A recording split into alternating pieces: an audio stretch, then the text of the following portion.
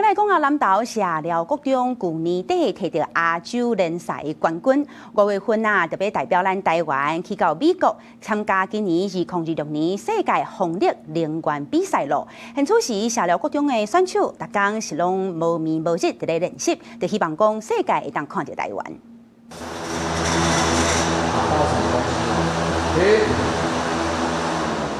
應該有撞到什麼東西，聲音不對。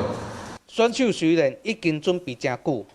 過一個小小的死角擦嘛是會失敗。南投社寮國中這3位選手，一指導老師的帶領之下，一遍閣一遍一直練習。每一個選手攏有家己愛負責的所在，分工合作，望至5月份全世界比賽摕到好成績。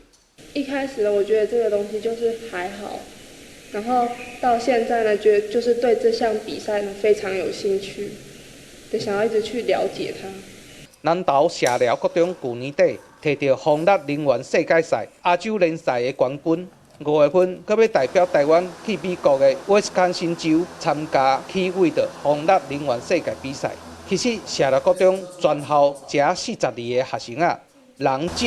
資源嘛少。連這個風坑嘛是老師和學生家己鬥出來，所以會當出國比賽是真正無簡單。我們這一次測出來是多少焦耳 ？We test 15 true joules。這次收集出來的焦耳數在52.1焦耳，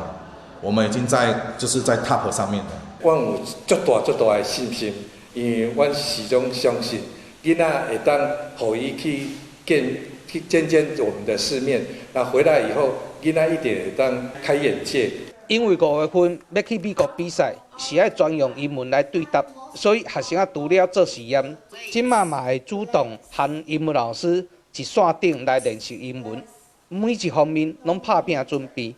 望去美國比賽會當摕到好成績，讓全世界看到台灣。記者安英洲南投報道。